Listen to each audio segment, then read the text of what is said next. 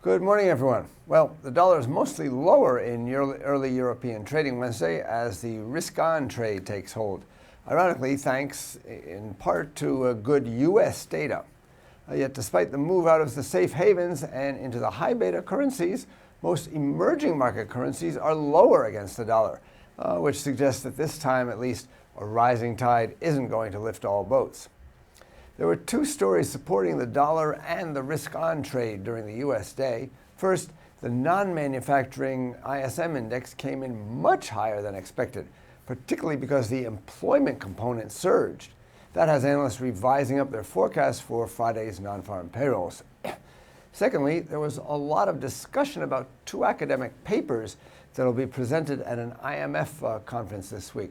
These papers from Fed economists argue that the Fed should shift its unemployment target for exiting from the zero interest rate policy to 5.5% or 6% from 6.5% as it stands now. These papers provide a theoretical underpinning for the common theme emerging from recent Fed speakers that they'll have to begin tapering off their huge bond purchases eventually, but by way of compensation, they may instead keep rates lower for longer. So the Fed may taper sooner, but tighten later.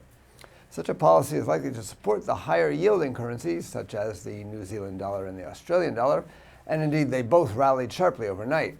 The New Zealand dollar boosted by higher than expected employment data for the third quarter, while the Australian dollar is bouncing back as investors take the view that no matter how often Governor Stephens tells us he doesn't like how strong the currency is, there isn't much he can do or will do about it.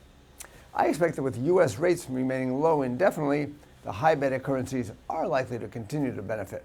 Within them, the rebalancing of the Chinese economy suggests that the New Zealand dollar is likely to outperform the Australian dollar. Now, as for today's indicators, following Tuesday's release of UK service sector PMI for October, Italy, France, Germany, and the Eurozone as a whole will take their turn today. We also get the final composite PMI for October.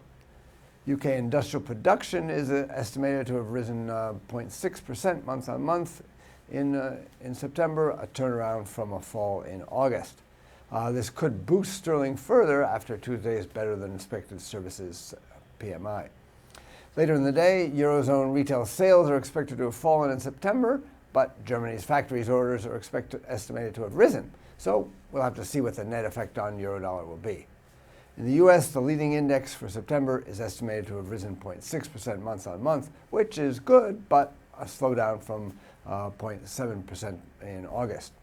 We have only two speakers today. Donald Cohn from the Bank of England speaks ahead of Thursday's Monetary Policy Committee meeting, while the Fed's Pianalto speaks on housing and the economy.